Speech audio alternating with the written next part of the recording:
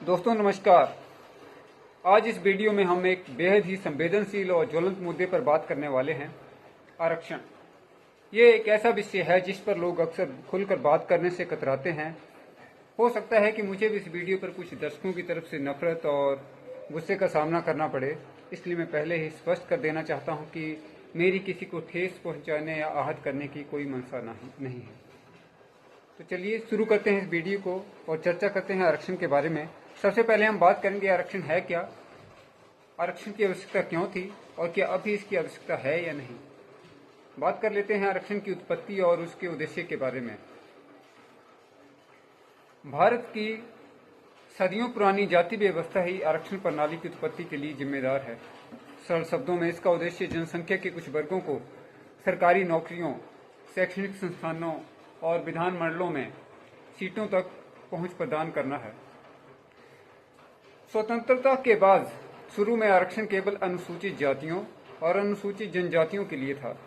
मंडल आयोग की सिफारिशों के आधार पर 1991 में ओबीसी को भी आरक्षण के दायरे में शामिल किया गया।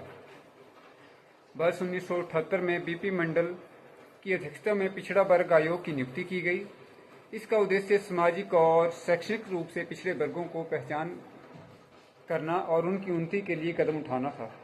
आयोग ने निष्कर्ष निकाला कि भारत की जनसंख्या में केवल 52% ओबीसी हैं, इसलिए 27% सरकारी नौकरियां उनके लिए आरक्षित की जानी चाहिए। 1992 में इंदिरा साहनी मामले में सुप्रीम कोर्ट ने पिछड़े वर्गों के लिए 27% कोटा बरकरार रखा, लेकिन उच्च जातियों के आर्थिक रूप से पिछड़े वर्गों के लिए 10% आरक्षण को रद्द कर दिया। इस मामले में क्रीमी लेयर की अवधारणा को भी बल मिला, जिससे यह सुनिश्चित किया गया कि आरक्षण केवल प्रारंभिक नियुक्तियों तक ही सीमित रहे, पदोन्नति तक नहीं। हाल ही में भारत सरकार द्वारा 2019 में संवैधानिक संशोधन के द्वारा अनारक्षित श्रेणी में आर्थिक रूप से पिछड़े लोगों के लिए 10% आरक्षण प्रदान किया है। ये जो 10% आरक्षण है वो 50% आरक्षण सीमा के अतिरिक्त है। अब बात करते हैं आरक्षण की आवश्यकता के बारे में। इतिहास में जो इन जातियों के साथ अन्याय हुआ, उस अन्याय को ठीक करना, पिछड़े वर्गों को समान अवसर प्रदान करना, राज्य सेवाओं में पिछड़े वर्गों का पर्याप्त प्रतिनिधित्व सुनिश्चित करना, योग्यता के आधार पर समानता सुनिश्चित करना। अब बात कर लेते हैं आरक्षण के विरुद्ध तर्कों की, जो आरक्षण के विरुद्ध तर्क दिए जाते हैं। जाति आधारित आरक्षण ने जाति की धारणा को कायम रखा है। आर्थिक प्रगति के बावजूद सामाजिक वंचना बनी रही है।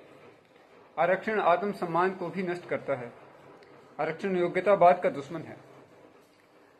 तो ये जो कुछ तर्क हैं जो आरक्षण के विरुद्ध दिए जाते हैं, अब हम बात कर लेते हैं कि क्या मौजूदा समय में आरक्षण की आवश्यकता है या नहीं। अगर अपने विचार व्यक्त करूं तो मैं कहूंगा नहीं, क्योंकि आरक्षण का मकसद जाति भेदभाव को समाप्त करना, सबको समान अवसर देना था। और आप देख सकते हैं कि आजकल स्कूलों कॉलेजों में सभी मिलजुल कर रहते हैं, समाज में सभी मिलजुल कर रहते हैं, साथ में खाना खाते हैं। कोई ये नहीं पूछता कि शादी समारोह में ढाबों पर खाना किसने बनाया है। तो इस तरह की कोई असमानता अब आज के समाज में नहीं है। हालांकि आर्थिक रूप से कुछ लोग कमजोर जरूर हैं, मगर आप वहाँ उन्हें शिक्षा और स्वास्थ्य जैसी सुविधा मुफ्त दे सकते हैं या आर्थिक रूप से उनकी सहायता कर सकते हैं। लेकिन किसी ऐसे व्यक्ति या छात्र के साथ आप ऐसा भेदभाव नहीं कर रहे कि वह किसी नौकरी को डिजर्व करता है या कहीं एडमिशन डिजर्व करता है, तो उससे कम क्षमता वाले व्यक्ति को आरक्षण के नाम पर वह नौकरी एडमिशन दे दी जाए।